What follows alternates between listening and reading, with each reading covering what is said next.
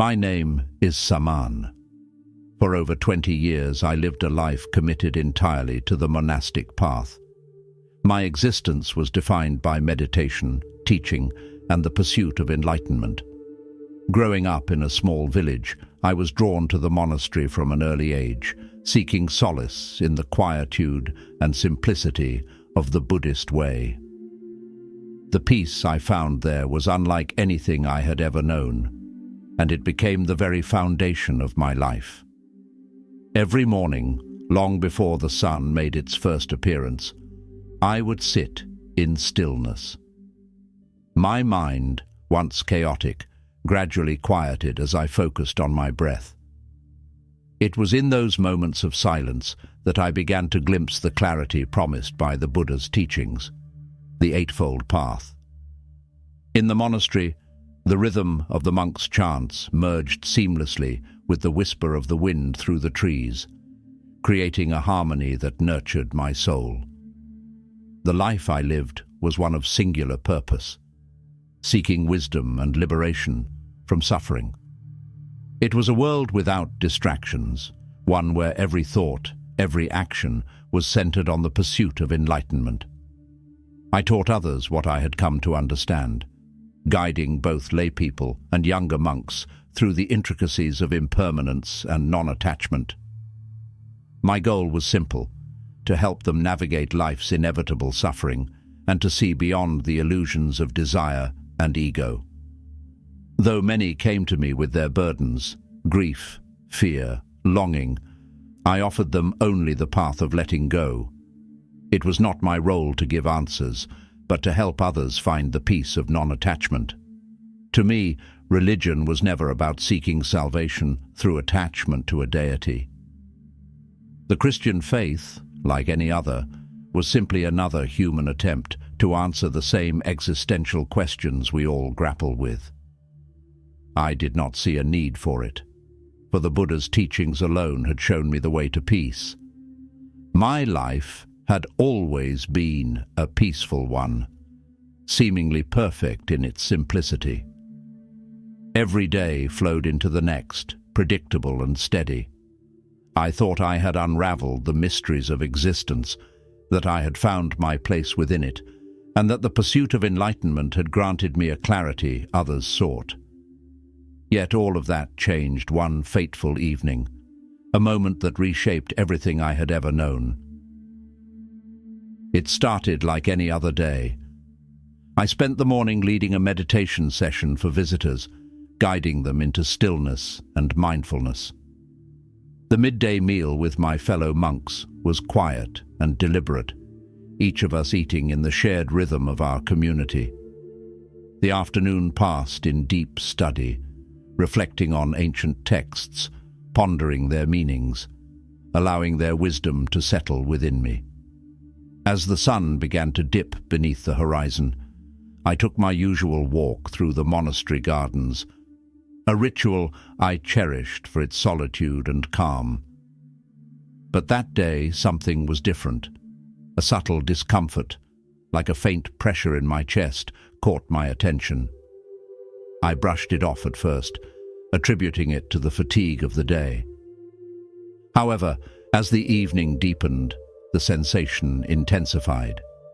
It spread, creeping from my chest down into my arms, an undeniable discomfort. I tried to sit and meditate, focusing on the breath, hoping to ease the growing tension in my body. But the pain became unbearable. Something was wrong. My body, once a vessel of calm and control, felt alien to me. It was as if my own being was betraying me. In a blur of urgency, I was rushed to the nearest hospital. The journey felt like a dream. Flashes of lights, the muffled sounds of voices, the sensation of moving but not truly being there. The doctors spoke quickly, their faces serious, but I could barely hear them. All I knew was that the pain was consuming me, and I had no power to stop it. In the sterile hospital room, the world seemed to slow. I could feel my breath, once steady and intentional, growing shallow, uneven. The sounds of machines, the faint beeping, the conversations around me faded into a strange silence. And then, in that moment, something shifted. I felt my connection to the physical world begin to unravel, like a thread slowly coming undone. As my body weakened, I became aware of a presence, something vast and overwhelming, unlike anything I had ever encountered in my years of meditation or spiritual study. It wasn't the emptiness I had imagined as the end of life. It was alive, filled with energy, presence. Suddenly, I was no longer tethered to my body. Weightless, untethered, I observed the scene around me. The hospital room was still visible, the doctors working with precision, their faces tense with concentration as they fought to save what I now realized was my body. I could see myself lying there, pale, motionless, my chest faintly rising and falling as the medical team desperately tried to stabilize me. It was surreal. I was there, yet I wasn't. I felt no fear, no panic, only curiosity. Years of meditation had taught me to detach from my thoughts, to view my emotions as fleeting and impermanent. But this was something new. This was detachment on a scale I had never imagined. As I watched, I saw the doctor's every move in sharp detail. The beads of sweat on their brows, the trembling hands of a young nurse. I even felt faint echoes of their emotions, a mix of determination and fear. In the corner of the room I saw my abbot, his hands clasped in prayer. His presence was a comforting reminder of my past, of the life I had lived. But even his familiar face felt distant. I wasn't thinking of the monastery or the teachings I had once held so dear. Instead, I was consumed by the sheer mystery of what was happening, the realization that there was more to existence than I had ever understood. And in that moment I knew. The journey I thought I had completed was only just beginning. As I floated above the scene, something strange began to stir within me. It wasn't physical, but it was undeniable. A subtle yet powerful pull that beckoned me away from the room. At first, I resisted, uncertain of where it would lead. But the force grew stronger, relentless, as though the very essence of who I was being drawn towards something beyond comprehension. Then I saw it, a light. This wasn't the cold, harsh light of the hospital or the dim, flickering glow of a candle during meditation. No, this light was alive, radiant and pure, beyond anything I had ever imagined. It wasn't blinding, but warm, soothing in a way that went beyond the physical realm, reaching deep into the core of my being. It didn't overwhelm me. It welcomed me, as if it had been waiting for me all along. The light pulsed, gentle, almost as though it was breathing. It was alive in a way that transcended anything I had ever known. For years, I had meditated, striving to reach enlightenment, to find clarity and peace. But this light carried something deeper than all of that. A fullness, a completeness that resonated with every fiber of my being. At first, I hesitated. What was this? Where had it come from? My teachings had always focused on impermanence, on detachment from desires and attachments. But this light seemed to offer something else entirely, something permanent, something unchanging. It felt both alluring and unsettling, challenging everything I thought I knew. The pull grew stronger, gentle but irresistible. It wasn't a force, but a beckoning, as if the light was calling me not through words, but through a language I could feel deep within. It bypassed all logic, speaking directly to the very heart of who I was. Despite my uncertainty, I found myself moving toward it, drawn by a force I couldn't explain. The closer I came, the more the light enveloped me. Its warmth was not just physical. It was a sense of being seen, completely known, and deeply loved. I felt as though the light was embracing every part of me, my thoughts, my doubts, my actions, without judgment. In that moment, I realized something profound. For years, I had sought to let go of ego, to detach from the self. Yet this light wasn't asking me to let go. It was offering me something in return, something deeper, something I couldn't yet understand. As I neared the light, I sensed something else, a presence within it, alive and immensely powerful. It wasn't the void I had expected after years of seeking detachment. This presence was personal, intentional, and filled with a love so profound that it left me breathless. I felt small in its presence, but not insignificant. I felt cared for, seen, and deeply valued. The tension inside me grew. My teachings had always been about letting go, about surrendering everything. Yet here I was, confronted with something that didn't require me to let go at all. It didn't reject my past. It was fulfilling something I hadn't even realized was missing. With each step closer, I felt myself dissolving into the light. It wasn't erasing me. It was making me feel more alive than I had ever been. Whatever lay ahead, I knew it would change me forever. As I crossed fully into the light, I was engulfed by its embrace. The warmth, the peace, the love. It was all-consuming, and yet it didn't obliterate me. It made me feel more whole than I ever thought possible. In that moment, I understood. Whatever had been missing from my life, whatever I had been seeking, was here. And it was more beautiful than I had ever imagined. I suddenly felt a presence, something, or rather, someone, unlike anything I had ever encountered. At first, I couldn't make out who it was, but the feeling of being watched, of being seen, was undeniable. It wasn't as if this being were simply nearby. It was as though he had entered me, filling every corner of my being with a profound, overwhelming sense of peace and unconditional love. Then, out of the light itself, a figure began to take shape. At first, it was faint, an outline that slowly solidified into clarity. As the glow around him parted, his face emerged, radiant, clear, and unmistakable. I knew in an instant who it was. It was Jesus, the man I had spent my whole life dismissing, a central figure of faith I had long rejected. To so many, he was the Messiah, the Savior. But now, as I looked upon him, I saw something completely different. He wasn't just a figure from a story or a concept I had pushed aside.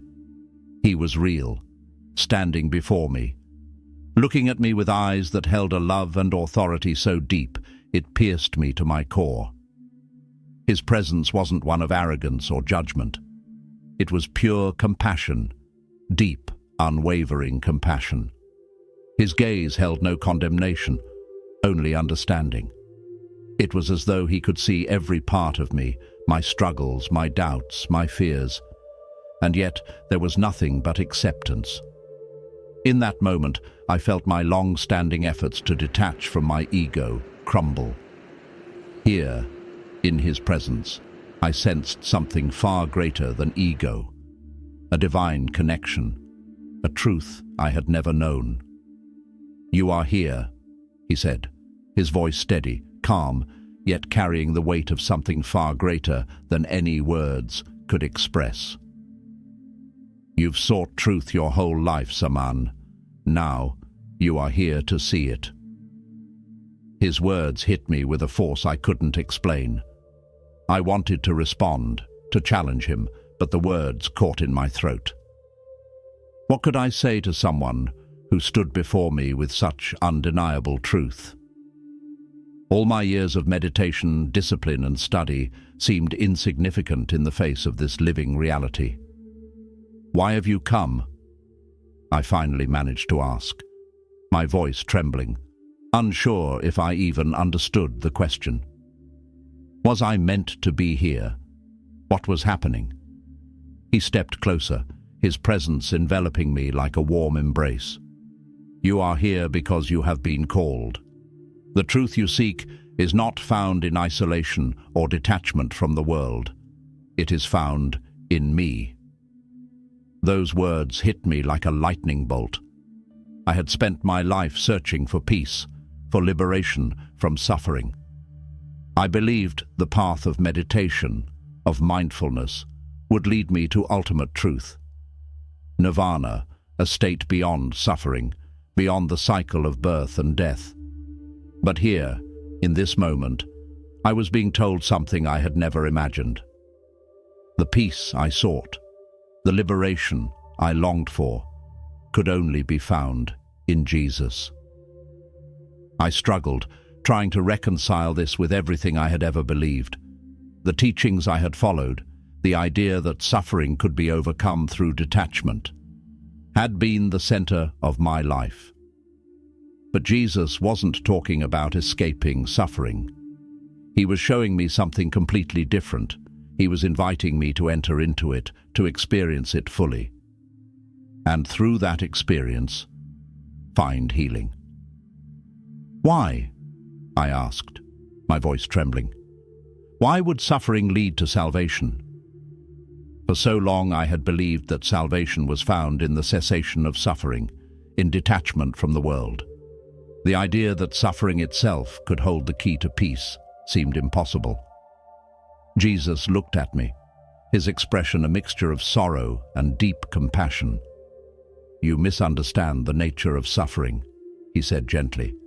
It's not the avoidance of pain that brings peace, but the willingness to face it with love. His words struck me to my core. The path I had walked had been filled with suffering, not as something to escape, but as a way to transform it. There is no need to flee from the world's pain, he continued, but to embrace it, knowing that through love, suffering is redeemed. For the first time in my life, I began to see suffering in a new light, not as something to avoid, but as a gateway to deeper understanding, connection, and ultimately, peace. The very thing I had sought to distance myself from, suffering, was the path to a peace I had never known.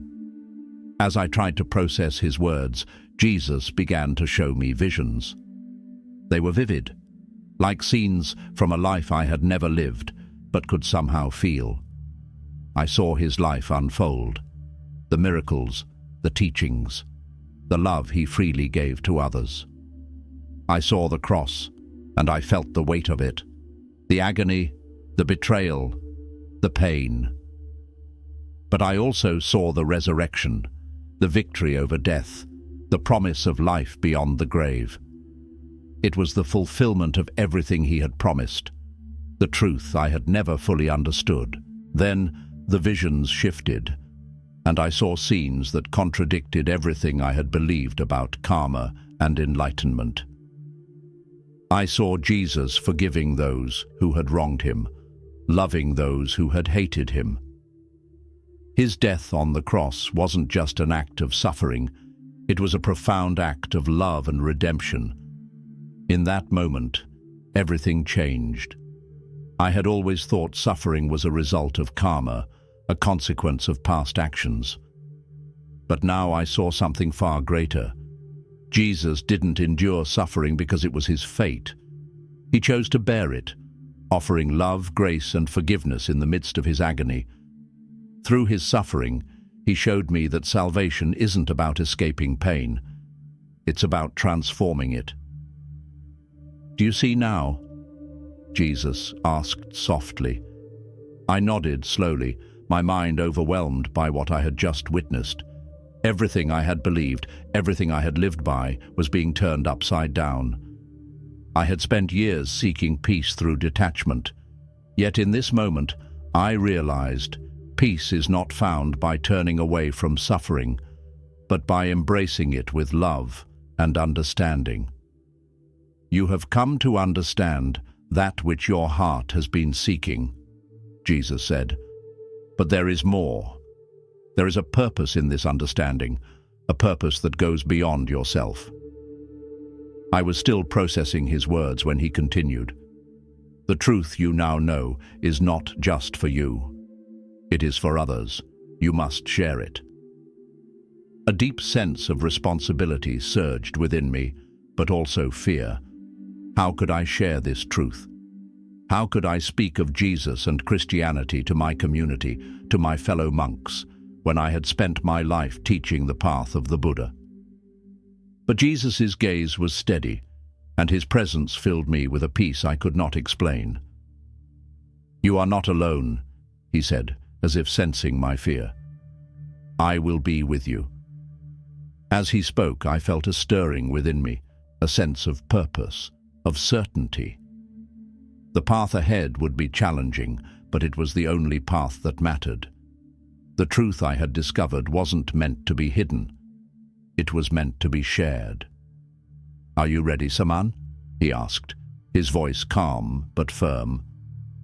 I didn't know what to say, but deep within, I knew. My journey had just begun. Everything I thought I knew about salvation, suffering, and love was about to change forever. What I thought was the end was only the beginning. And standing in that light, overwhelmed by the presence of Jesus, I realized that the truth had found me, and I was ready to walk this new path. The scene around me began to shift. The radiant warmth of the light faded, giving way to something far more extraordinary. It was as if the very fabric of reality was unraveling, revealing realms beyond anything I had ever imagined. The first place I found myself in was indescribable, peaceful, beautiful, beyond words. It was a realm so pure, so filled with love, that my mind struggled to comprehend it. The colors here were alive, vibrant, resonating with a harmony that touched my very soul. The air itself seemed to hum with a melody, not of instruments, but of joy, unity, and a profound connection to something far greater than myself. This, Jesus said, his voice gentle but carrying authority, is heaven. The word itself felt unfamiliar to me, almost foreign. Yet as I looked upon this place, I understood. Heaven wasn't just a location, it was a state of being. It was perfect unity with God. The love here was unlike anything I had ever experienced, even in my deepest meditations. It wasn't just an absence of suffering, it was a fullness, a completeness that surpassed all understanding. There was no striving, no need to seek enlightenment. In this place there was only the presence of God, and that was enough. I saw beings around me, people whose faces shone with peace and joy. They weren't detached from their emotions or experiences, rather they seemed to embrace them fully, transformed by the love that enveloped them. This is the destiny of those who choose to walk with me, Jesus said, his gaze unwavering. It is not earned through deeds alone, but through faith, love, and grace. Grace. The concept was foreign to me. In Buddhism, we spoke of karma, the idea that our actions determine our future experiences. But grace, it was something freely given, not earned. It was a gift, an invitation to accept a love that surpassed all effort or merit. Before I could fully absorb this new understanding, the scene shifted again. The light dimmed, and I found myself in a place starkly different from what I had just witnessed. The air felt heavy, oppressive, and the colors, if they could be called that, were muted and lifeless. A chill ran through me as distant cries filled the air, low at first, but growing louder, filled with anguish and regret. This, Jesus said, his voice now solemn, is hell. The word sent a shiver down my spine. It wasn't the fiery pit I had always dismissed as a myth. It was something far deeper, more profound. It was a place of separation, separation from light, from love, from God. The beings here weren't being punished by an external force. They were consumed by their own choices, their rejection of truth and grace. I saw figures moving through the shadows, their faces etched with sorrow and regret. They reached out, not for others, but for themselves. Their isolation was so complete, it was as though they were trapped in their own suffering. It was a sharp contrast to the unity I had seen in heaven. "This is the consequence of rejecting love," Jesus said, his voice filled with both compassion and urgency. "It is not my desire for any to be here, but love requires choice, and with choice comes responsibility." For so long I had believed that suffering was simply a natural part of existence, a cycle to be broken through detachment and enlightenment. But here, I saw suffering in its truest form, a separation from the very source of life and love. It wasn't just the absence of good, it was the presence of despair, born from turning away from truth. Jesus turned to me, his expression a mix of compassion and urgency. "Saman, you have seen the consequences of choice. You have seen the reality of heaven and hell. But there is more you must understand." The scene shifted once more, and I was back in the light, standing, forever changed. Before me, Jesus began to speak of the divine truth that underpinned all existence. A truth I had spent my life searching for, but never truly understood. "The path you have walked," he said gently, "was not in vain. Your pursuit of peace, your dedication to compassion, these were seeds planted in your heart. But the truth you sought cannot be found in detachment. It is found in relationship, in love, in me." His words struck a deep chord within me. He explained how his life and sacrifice fulfilled the deepest longings of the human heart. All the laws and teachings I had followed, though noble, were incomplete without the grace and redemption he offered. It wasn't about abandoning my past. It was about seeing it through the fullness of his truth. "You were created for relationship," he continued, "not just with yourself or the world, but with the one who made you. The peace you sought is not an escape from suffering, but a transformation of it through love." As he spoke, I felt layers of misunderstanding being peeled away. For years I had seen salvation as a solitary journey, one that required discipline, detachment, and separation from the world. But now, the true nature of salvation was becoming clear to me. It was not something to be achieved through effort, but a gift, one that could only be accepted, not earned. It was a relationship with God, rooted in love, grace, and connection. Then Jesus turned his gaze to me. His eyes were filled with a love so intense it brought tears to my own. "You have seen the truth, Saman," he said softly, "but it is not yours to keep. You must share what you have seen, what you now know. There are many who walk the path you once did, seeking answers in the dark. You must be a light to them." His words filled me with both awe and fear. How could I, a simple monk, carry such a message? How could I share this truth with those who might reject it, as I once had? Doubts flooded my mind, but even amidst my uncertainty, I felt something else stirring within me, a deep sense of purpose growing stronger by the second. "It is time for you to return," Jesus said, his voice both soft and firm. "Your journey in this life is not yet complete. You have been shown these things for a reason. Go and walk the path I have set before you." As the light began to fade, I felt his presence remain with me, an unshakable reassurance that I would not walk this path alone. My heart was heavy with the weight of what I had seen, but it was also filled with clarity, a sense of mission. Everything I had thought I knew about the world, about life, and about salvation had been turned upside down. And now I was being sent back to share a truth that would change everything. The moment I returned to my body, it was like being pulled through a tunnel.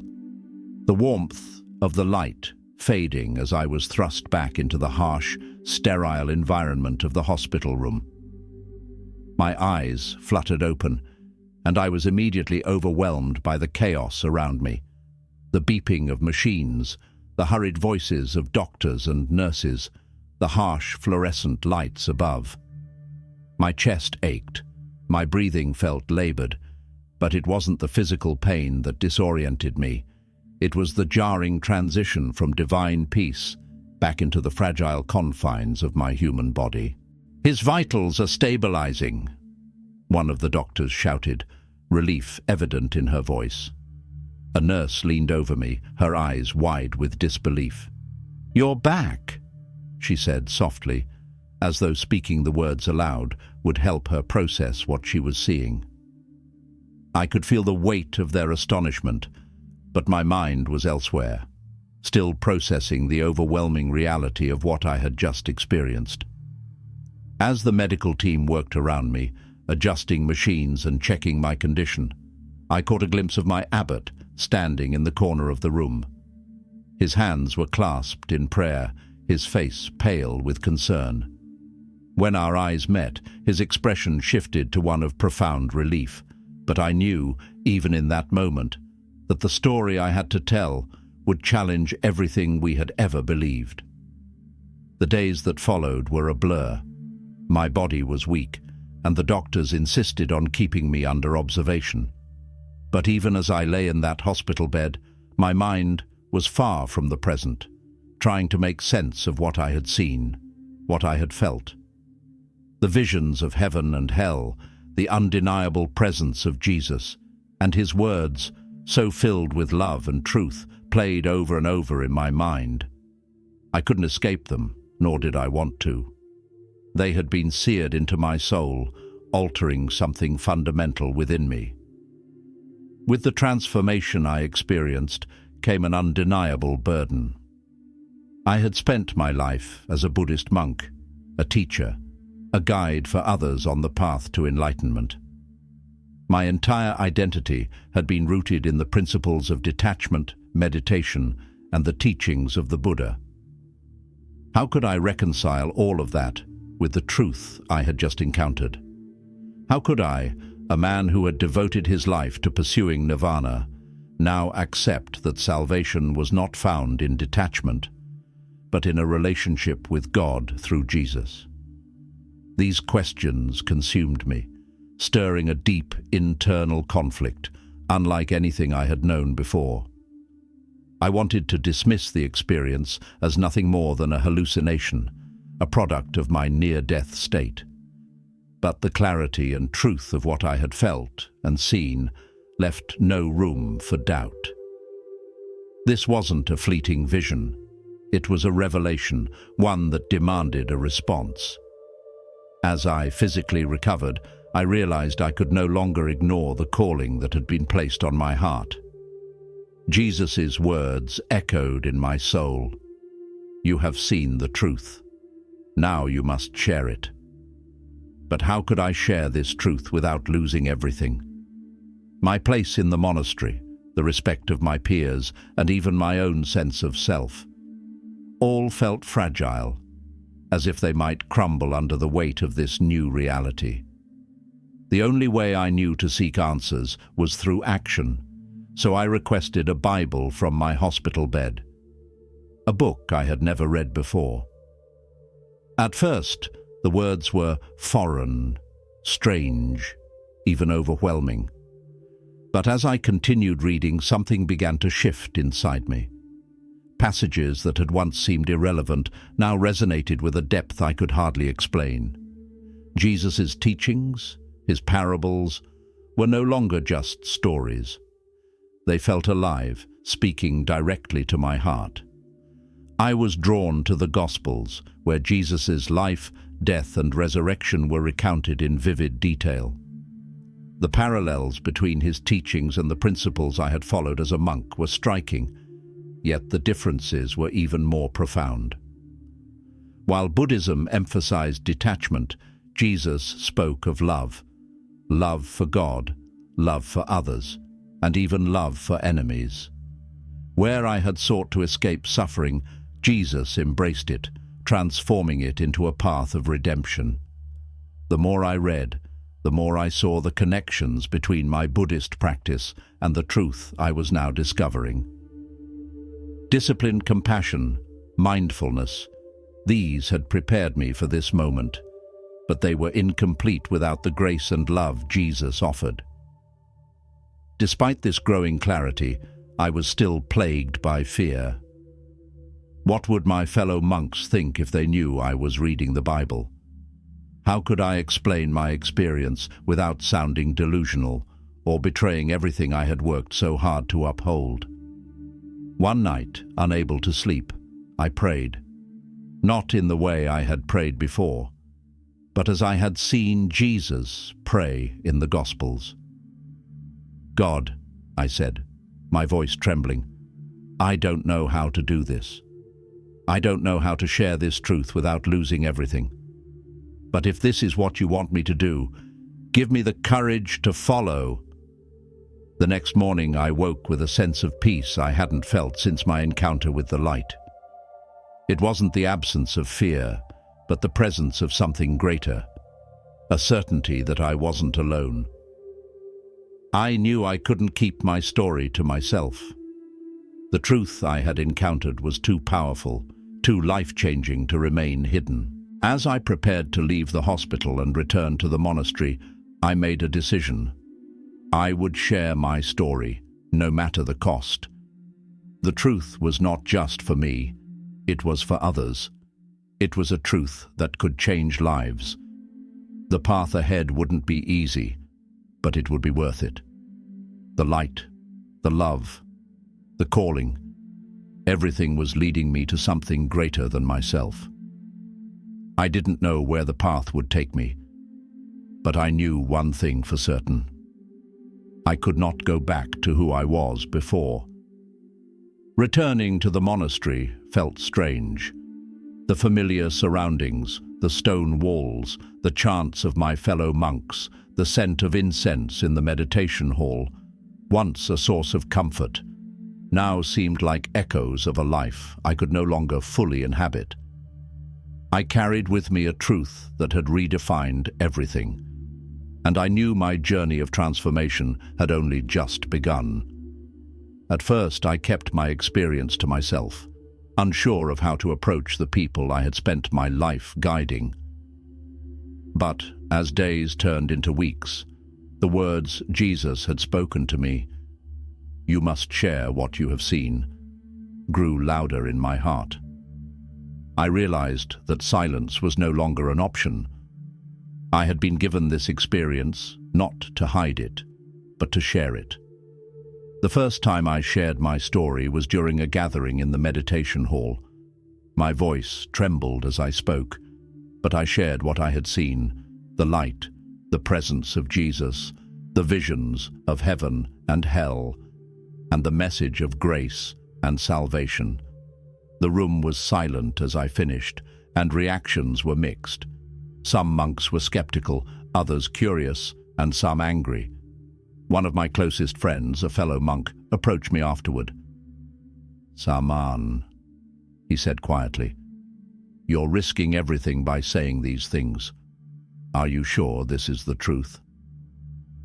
I looked him in the eyes, the conviction of my experience giving me strength.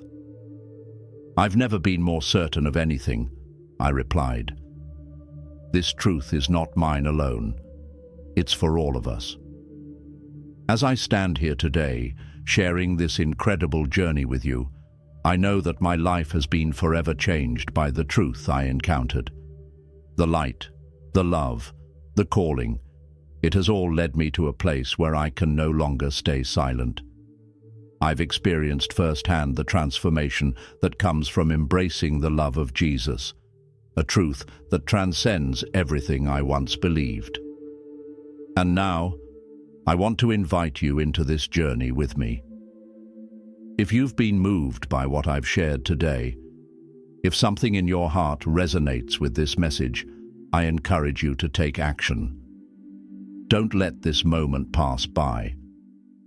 Hit that like button, share this video with those who need to hear it, and leave a comment below telling me what this message has stirred within you.